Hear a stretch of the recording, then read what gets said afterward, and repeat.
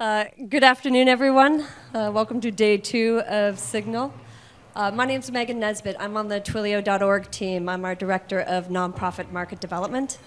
I have the opportunity to work with a lot of nonprofits using communications to solve environmental and social problems. And I have to tell you, who you're about to hear from Benefits Data Trust, is one of the best examples of organizations using communications for good.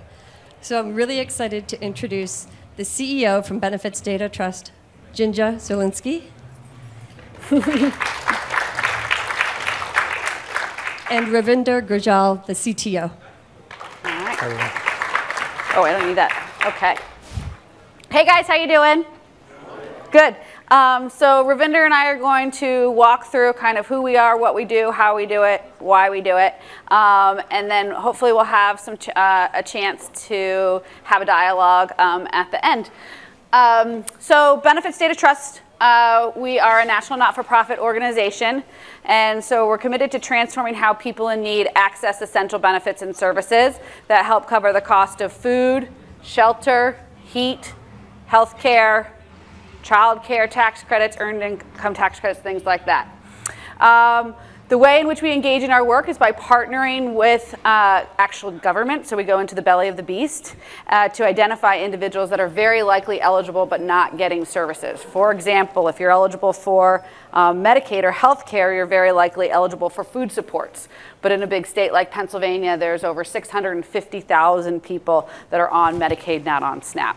So that's the kind of work we do. Once we identify who, then we begin to conduct outreach, now using multi-channel communication strategies. So for those that can self-serve, let's support them in getting to that channel. Also text messages, phone-based work. We have 100 folks who are on the phones. And then we also have a CRM tool that's in community-based organizations. So that's kind of the ecosystem in which we're operating. So why do we do this work? Why do we exist? And I'm sure that some of you have experienced this. Some of your families live this, but way too many people living in the United States are struggling to meet their most basic needs. Oops, I stepped a little bit too fast. 13 million children are struggling to figure out where their next meal is coming from. That has serious impacts, not only on that day, but on their ability to succeed in school, on how their brains develop, on how they are able to get to high school and college, and the type of work that they're able to engage and really achieve their potential. Half, this is a stunning statistic, half of all babies are born on Medicaid. Half. I mean, it's stunning, which means that they're living on an annual income of their families of less than $25,000 a year. And again, that struggle has short-term and long-term negative implications. So as we think about the services that are designed to help people meet their most basic needs, we've got a lot of work to do. This is actually not so human-centered design at its best. The programs are siloed. They're hard to access. So when we think about the customer experience, again, there's a great opportunity for improvement. Sometimes I have to go in person to actually apply for a benefit. I actually then also have to have documentation. So if I don't have my proof of rent, I won't be able to get heat assistance. Who travels with proof of rent in their purse? Not too many folks, right? Let alone, how do you get proof of rent? I garner, have any of you ever asked your landlord for a proof of rent receipt? I mean, it's just kind of mind-blowing stuff. And again, so remember that statistic, half of all babies are born on Medicaid? Yet there's 42% of eligible moms not getting women, infants, and children's, which is a benefit that helps young moms or moms of any age with feeding supports, with formula when they need it, with counseling and healthcare supports.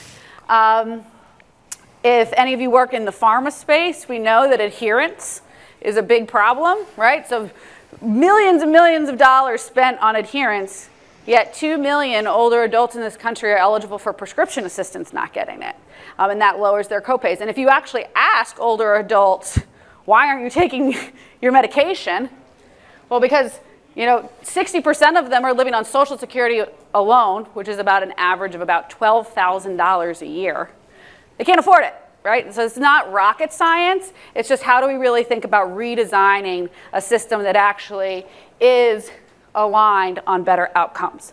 So some good news. We know these programs work. This is actually a really good investment of our shared taxpayer dollars. WIC and SNAP, which is also food stamps, I'm a little jittery with my clicker. I just get so excited. I'm sorry. WIC and SNAP has been shown, demonstrated over long-term studies to be a 7-to-1 ROI. So for investors in the room, like that's a really good investment, right? And we know that it allows kids to do better in school. And we know if you're able to do better in school, then you're more likely to go to college. We know if you're more likely to go to college, you're more likely to break the cycle of poverty. Unfortunately, only 16% of kids that are born in poverty actually are able to get out of poverty in adulthood. So again, we've got a big job to do about aligning these programs and supports across a spectrum and making sure that we're using data, better communications, better technology to support people on a path to economic mobility. So again, meet Judy. It's pretty hard for her to figure out when she's got 2 kids, she's working an hourly wage, and she's got to go in person to the Human Services office. I'm really not pressing it that many times. There you go. But unfortunately, she doesn't have money for a car, so she's got to be on public transportation. And because if she doesn't show up to work, she doesn't get paid. And unfortunately, she doesn't have any money to bring for childcare, so she has to actually bring her young kids to the office to sit there for hours to then fill out these complicated forms. So this is where BDT comes in. Like I mentioned, we really hone in, and as opposed to being a reactive system or a system that waits for the customer to identify the service, we're more proactive in our outreach. So how do we think about actually identifying? Look, if half of all babies are born on Medicaid, we then know that those moms are eligible for WIC. How do we use that data to really identify how we connect to services and supports that mattered? Again, like I mentioned, we've got about 100 folks that are on the phone, and we've actually started, and Ravinder's going to jump in a little bit and talk about how we've started our bi-directional texting to make sure that we're supporting moms in a way that they want to be supported. And then we also have to think about what that spectrum looks like across ages and stages, right? So maybe your great aunt or your grandma or your mother isn't really as interested in text messages, but doesn't want to go down to that office, or certainly doesn't want to go to her senior center and tell her friends that she's having a hard time figuring out how to pay for her food. So then let's figure out how we can provide that support over the phone. So really thinking about delivering the right type of service to meet individuals where they are, again, for a population that really needs it. And finally, like you saw on that slide before, focusing on the interventions that actually are known and have been evidenced to improve outcomes. The evidence is actually quite strong. So another example is we know that helping older adults get SNAP actually reduces hospitalization rates and helps low-income older adults age in place as opposed to the nursing home. So for all of you as taxpayers, the largest budget line item in our Medicaid budget is long-term services and supports. And what that means is the nursing home, right? And that costs about $90,000 a year. No, and it's not a good deal for anybody, right? The individual doesn't want to age in a nursing home. It's not good for our neighborhoods and our communities. And it's really expensive on our taxpayer dollar. So let's figure out how we really think about readjusting how we invest in social and human services and how we better communicate with clients and support them to access these services so that we can achieve those better outcomes. So kind of how we do this, I'm going to hand it over to Ravinder the magician to think about how we grab all of this data and then are able to communicate effectively with folks. Yeah, and Slides went all the way. So I mean, one thing that I want to sort of reiterate what Ginger is talking about is customer experience. You all know how to go to Amazon or one of these shopping sites, and they give this incredible customer experience. You know, to buy a shoe or buy a handbag, and it's, they send you text messages that tell you it's on the way. Why is that not something that's given to somebody who needs it the most? That mom, the Judy, that example that Ginger was giving, she needs it more than anybody else. And that customer experience is the worst customer experience you can imagine. It's siloed. It's 10 different offices, 20 different forms. The same question is asked 20 different times. What's your name? What's your age? Give me that proof of your rent. And so when we started thinking about this, we were like, we have to fundamentally change this equation. We have to build a customer experience that changes the dynamic for this individual, this family, and provide them the support where they need it, and do it in a way that's the best for them. That's their preference, right? So when we talk about multi-channel, we talk about the fact that if they want to receive a text message, we want to do that. If they want to get on a phone call, over a phone call, we want to be able to do that. If they want to walk over to a center, we want to be able to let them walk over to a center and continue their application or find out what they're eligible for and make it all seamless, right? So if you have all this information, connect it all the way through and through. And so when you think about it in that terms and you think about it really big, your systems, your internal architecture, and your technical stack has to reflect the modern scalable infrastructure as well. So when we started looking at this, we were like, okay, what does that look like? We get diverse data. Okay. Yeah, good luck. I know. This is great. So the whole infrastructure is built on an event-driven architecture. But the technical folks in the room will understand this. Oh my God. Yeah. Sorry. Okay. So we collect diverse data sources. The data is coming from all over the place. The data is not formatted in any way, shape, or form. We have it go through our internal sort of pipeline, ingest it. It's all event-driven. It goes to a standardized data warehouse where we start sort of normalizing this data so that we can actually start thinking about, oh my God, sorry guys, this is not working the way I hoped it did. Then we build predictive models. So we are also thinking about things like when somebody is on the phone with our contact center staff, our real-time models are predicting. Okay, I'm just going to keep it at this and I'm going to talk through it. The real-time models are predicting and saying this individual that you're on call with needs the most support right now. And you need to pay more attention and you need to help them get through this application process. While, if it's Ginger and she's more tech savvy and she's on the call, the system is sort of real-time predicting and saying she will be okay by herself. So as a nonprofit, we don't have a lot of resources, so we are applying our resources to where we feel the most need is, right? And then once we have those kinds of models, then being able to interface and interact with the individuals, the family members through the channels that they prefer to interact with. And then creating this seamless experience. So for example, in Philadelphia, we run something called the Benephilly Hotline.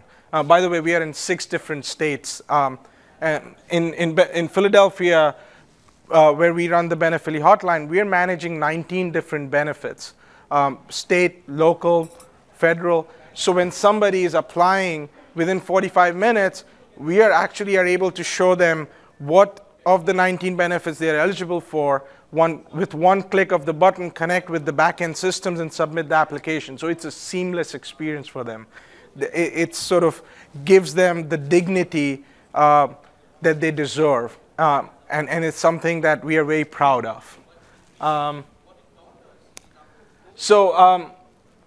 Why do we face a lot of these challenges? I was in a session before where they were talking about the fact that the government systems are really backwards, right? I mean, they're 12, 15 years, decades behind. So when we're working with government partners who are fantastic in terms of sort of partnering with us, but when they send us data, it's coming in crazy formats, in CSVs, comma delimited. It's a mind-numbing exercise of like ingesting that data. So I promise we aren't pressing anything. I am not pressing anything, I promise you.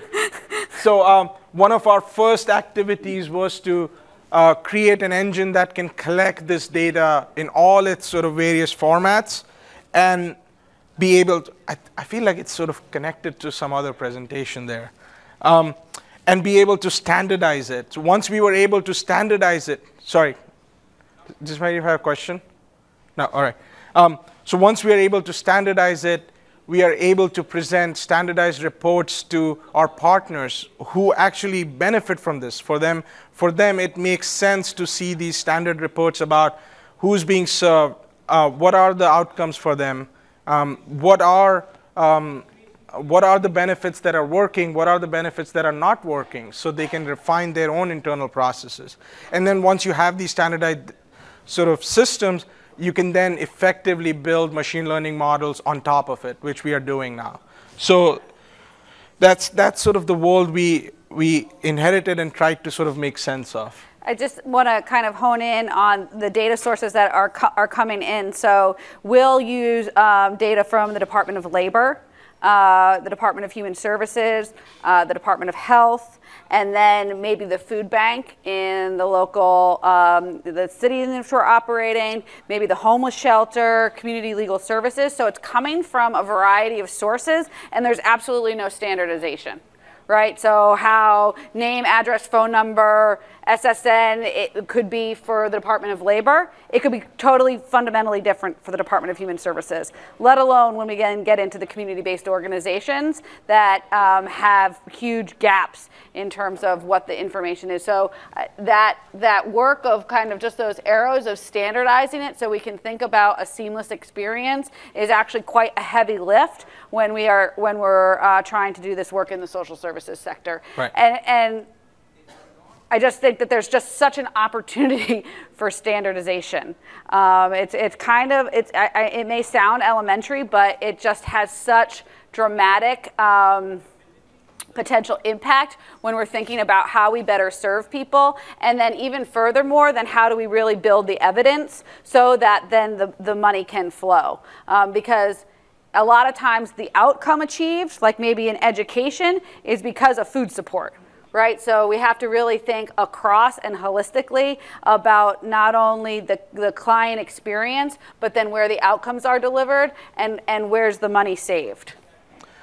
So in essence, so one of the things, for example, we are talking to 300,000 Americans every year.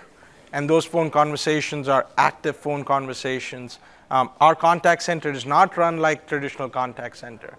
We let our contact center staff be on the phone for hours if it's needed to help somebody through.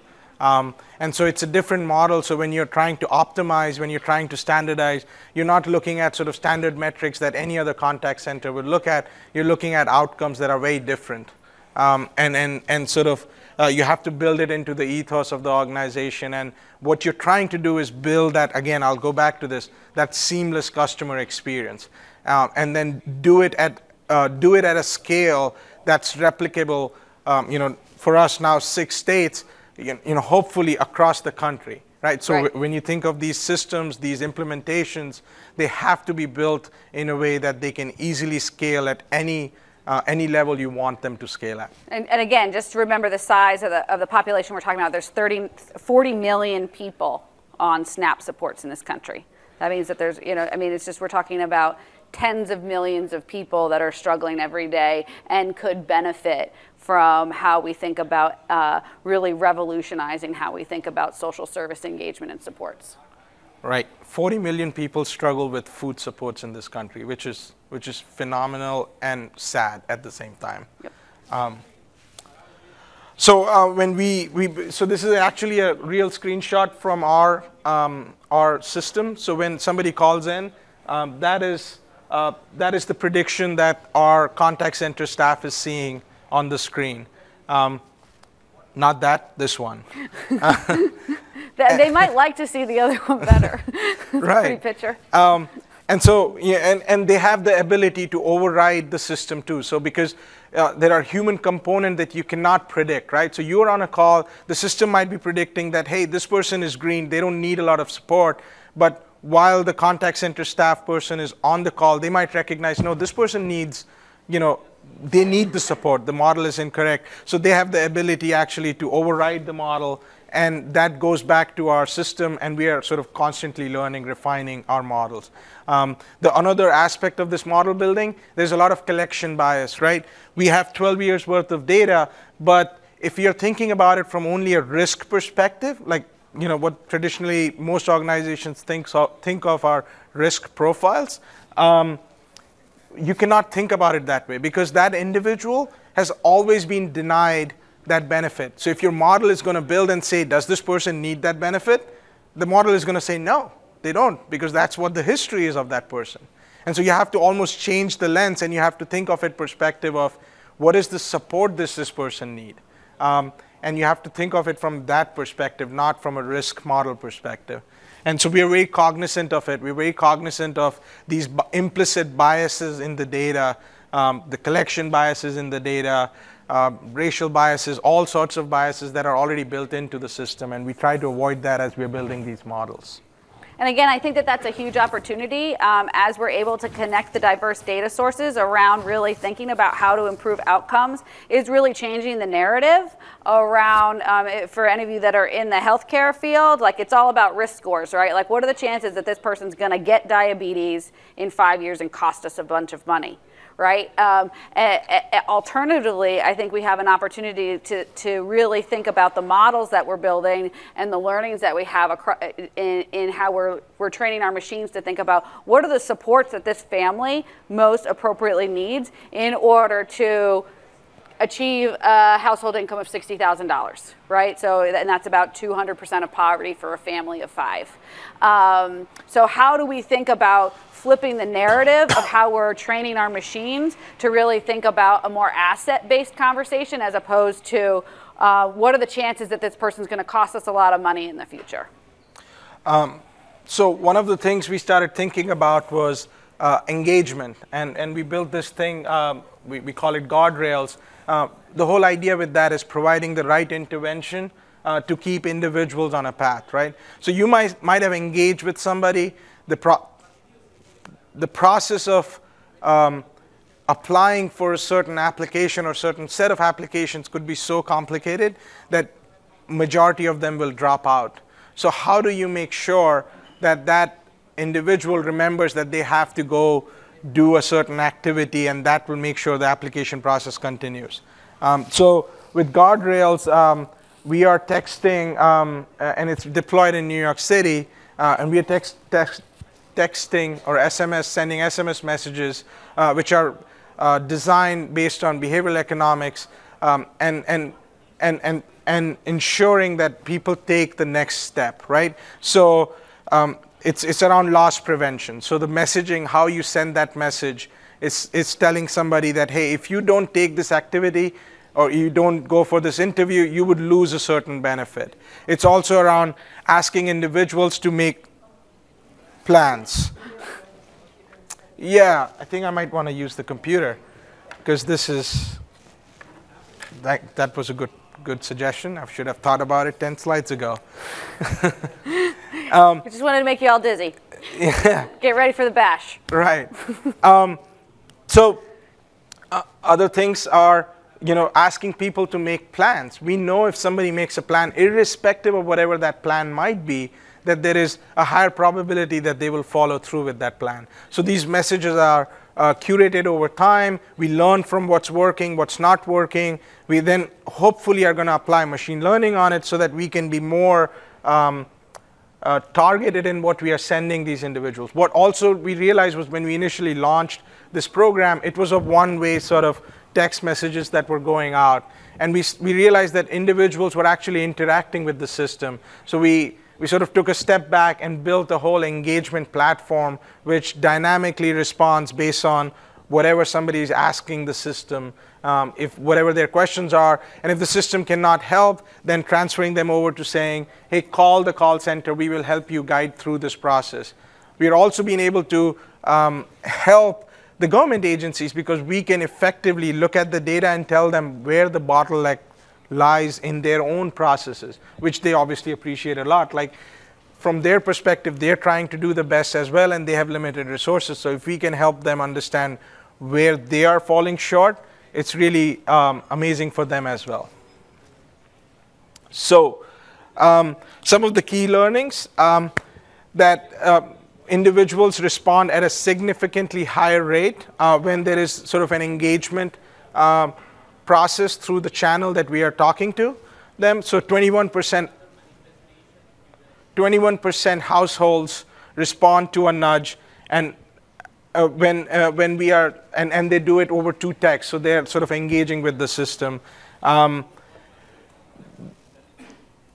They're also telling us that they would like to engage in various different channels. So that's the next stage for us, is to say, okay, we have figured out voice, we have figured out text messaging, we have figured out mail. What other channels are there that we can engage them in? So social, and that's where sort of the Twilio platform really provides us that ability to flex our muscle and see what other ways we can engage our population. And that evolution has been just so essential. Like 4 years ago, we were doing everything primarily through mail and phone, literally snail mail. And we still do a ton of mail, especially for older adults, but then it's like, and the mail can still be really effective to build that trust and rapport. And then you support it with maybe an auto dial, or you support it with a text message. So again, it's like building in the right multi-channel nudges to build trust, build rapport, and then get the ideal next step.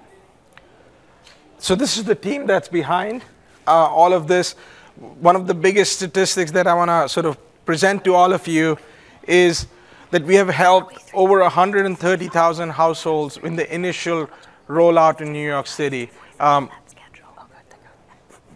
Get SNAP recertification, which is amazing. This is actually helping people get the food supports, get the food supports that they need. So from our perspective, this has been a great success, and it's brought down the overall cost for these certification processes for the government agencies as well.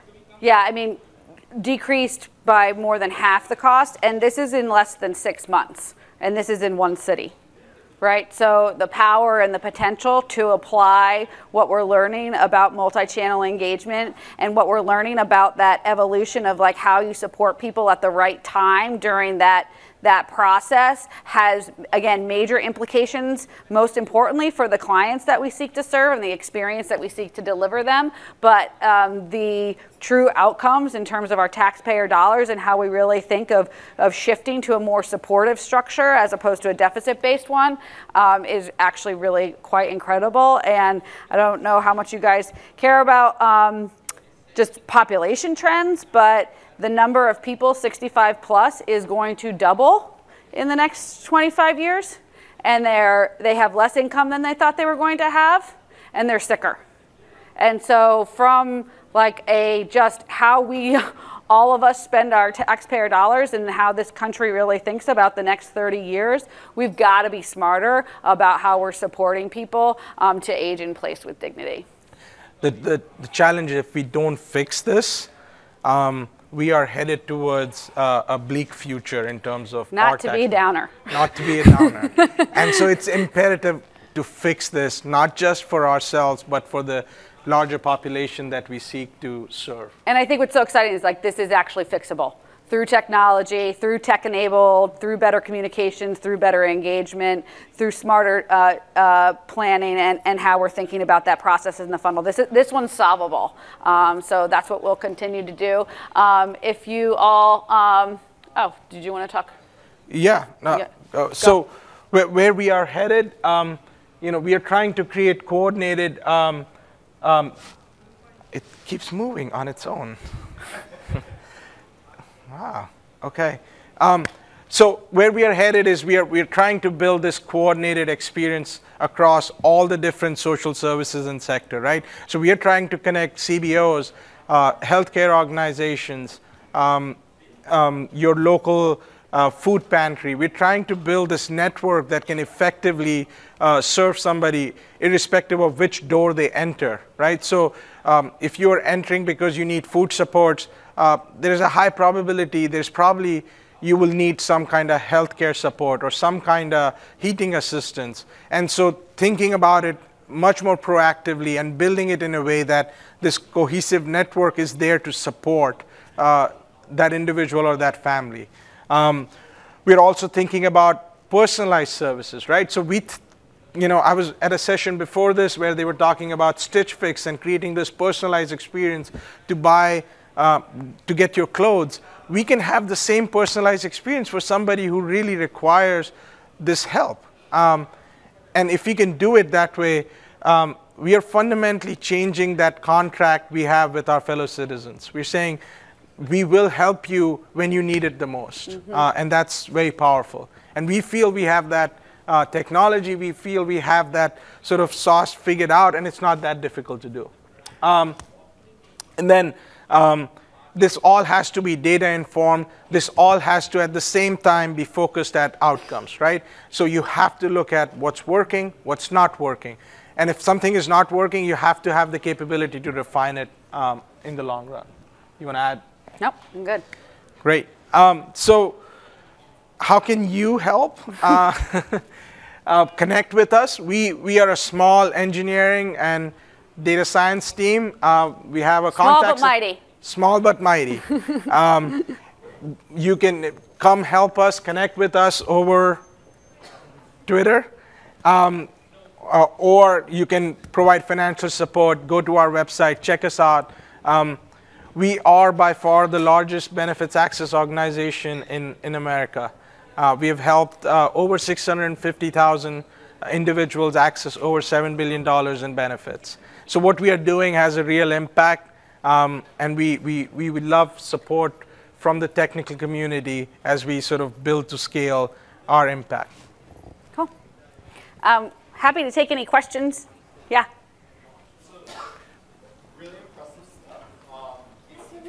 Oh, wait, hold on. Megan's coming with a mic. Is this on? I think so. Yeah. Yes. Okay. So really impressive stuff. So we work in this space as well with LIHEAP, EITC, other things, and it seems like one of the largest bottlenecks is really on the submission side. Do you guys see any chance in the future of you opening up some of the sort of submitting the forms and other sort of benefits to other sort of places of entry, or is this sort of like, do you envision this as being sort of a closed ecosystem? So, there are two different aspects to this. We are building an interface to a disjointed infrastructure, which are the health and human services and different agencies that provide these benefits. Are they open to accepting applications through an API or through some batch submission processes? Some are and some are not. And that is the challenge of working with different government and sort of social services organizations. They just don't have the infrastructure. So that is one piece of the equation. We have had some successes there in sort of opening up the back-end APIs and being able to interface with them. And in other places, we have not. And some of the times, it's sort of a privacy concern or some other sort of legitimate concern, but sometimes it just feels more like a hurdle. Yeah. If you can sort of provide evidence, doors do open up in the long run. That's exactly right. I would say I think that we, so another piece of our work that we didn't really touch on is our policy and systems change work, where we actually work with state agencies to help them understand opportunities or policy options that exist to kind of creak that door open. And so it really is a connection of like, how do we build the technology? And then also, how do we make the policy so that it can, to your point, create more open pathways? And a lot of that is because we have to build the evidence, and we need smart government officials that can look at the big picture, right? But if you're looking in 2-year, 3-year, 4-year election cycles, when we're talking about investing in building better brains for babies, right, and how that has a long-term impact, we've got to get real about kind of the investments that we want to make in all of us as kind of future members of our communities. But I think that the more we can connect the dots on the evidence, then we can find the leaders that will push the policy change that will then allow for the technology to be matured and more open. Is kind of how we think about that. So I just want to add one more piece to this, and the sort of the second piece of your question was our own internal ecosystem. We are very open.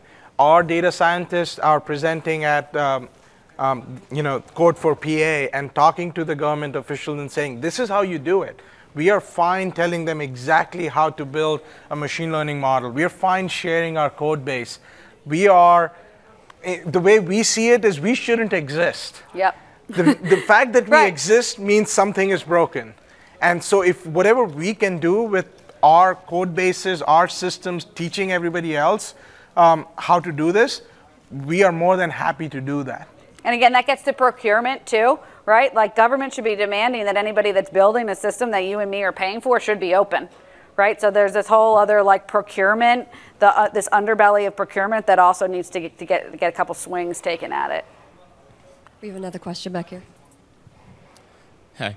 I agree with you guys that you guys are doing very important work. Thank you. And definitely going to donate my time or money when I get a chance. So my question, you actually answered a little bit of my question in that predictive models have a lot of implicit bias within them. So my original question was going to be how, if you had any guardrails to sort of and go back and correct some of the modeling. And you already said you did that. So I'm going to ask a different question, which is, within the predictive models, how do you decide who needs the more help, right? I'm sure you're working with a data set of people that 100% of them need help. So how do you decide who needs more help than the other person? Yeah, so let me take the second question first. How do we decide? What we are looking at is to see why does somebody not complete an application. So if we are saying the reason for that is because they always need document assistance. Document sort of submission is always a more difficult task, which is like, as Ginger was explaining. Proof of income, Proof right? of income. So take your Uber drivers. What's their, they have to prove expenses. So that means that they have to keep all of their gas receipts, right? It's just kind of quite difficult to be able to do. Right, so when we think of it from that perspective, what we are trying to predict is when somebody's calling, what level of document assistance should we provide to them? What level of engagement do they need in terms of guardrails and nudging them to take certain actions? So that's how sort of we think about that predictive modeling, which is to say, not to say that they won't need the support, is to say what level of that support do they need. And I think that our models are going to get smarter as the more that we can engage customers and understand and ask them. Right? How do you want to be served? And I think that that's also a huge opportunity in the social services sector. It's kind of like one size fits all, and it doesn't really fit anybody. So we have an opportunity to really kind of re-architect and personalize that delivery. Right, right. And who has you're trying to predict who is having the hardest time getting help? Yep. Right.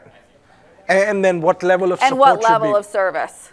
What level of that service and experience, customer experience should they have? Like, what does that look like for that person? And that's so that we can help more people, right? Because the efficiency is built in. If Ben needs help and we can figure out a way that, if Ben just needs a little bit of help and he just needs to get a refresher of where the website is, and we can do that over his phone, let's do that. And if Janie needs help, but if Janie needs a lot of help, let's make sure that we can figure out a way to support her through the channel that makes the most sense for her as kind of Ben got nudged and he's on his way. And then your first question was how we sort of tackle collection bias and things of that nature or provide guardrails. For example, when we are building these models, we are very cognizant of not using certain feature points like race. And we then actually also exclude it. There are certain key trigger points that we know should not be part of that model. There is also things like we run different types of models, and we then compare and see what is the bias that's coming out on each one of them, right? So when we run it this way, this is the bias, and another way, this is the bias. And then the beauty is we get outcome results. So once we have predicted something, we can look at the outcome and say, hey, you know, this was a great outcome, or this was a bad outcome. And so then we are also sort of baselining our own predictions over time. Here's one over here.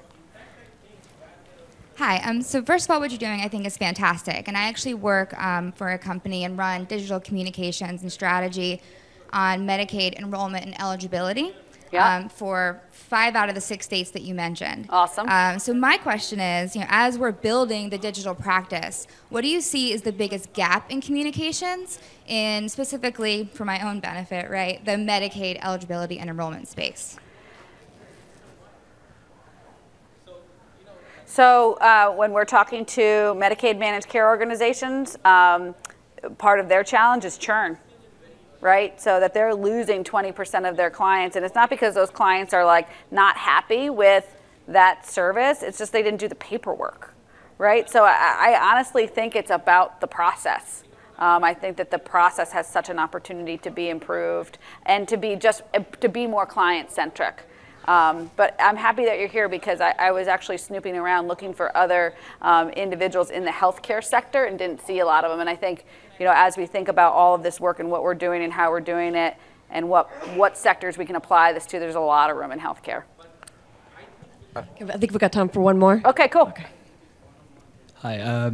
I think you touched upon this a little bit earlier, but when folks are applying for these services, there's you have to worry about privacy and security of information. And I was wondering if you could elaborate a little bit more on your own practices in terms of preserving privacy and security and making sure sensitive information is maintained properly. Yeah, I mean, that's a great question. We've gone through SOC 2 attestation. When we build our models, we are thinking about segmentation, and so at a macro level, and we don't try to get to really personalized level. When we are building those models, we are trying to scrub the data and not use PII, but just sort of indicating features that are useful for those models. Privacy and security is a concern not just for us, but for all the agencies we work with them as well. So how we transfer the data, what level of data at rest is encrypted, data at transfer is encrypted. When our systems, there are massive audit trails across the system. So if somebody accesses your record, there is an audit trail made.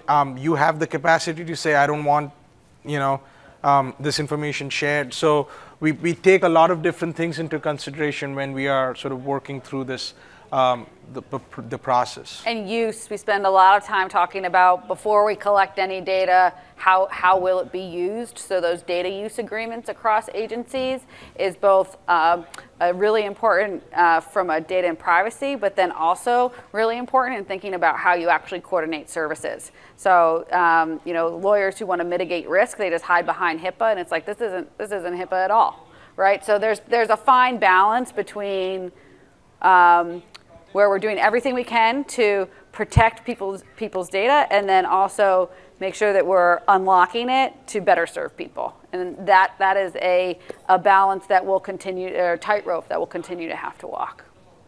Yeah, and we can talk a lot about privacy, Ravinder can security. talk a lot about that. And it's an ongoing concern, but at the same time, it's an ongoing effort in our system and how we keep it up and keep improving it over time. And with that, I think Ginger and Ravinder will be around for a little bit after the session if there are more questions. But let's give a huge round of applause. Thank you so much to Benefits Data Trust. Thank you.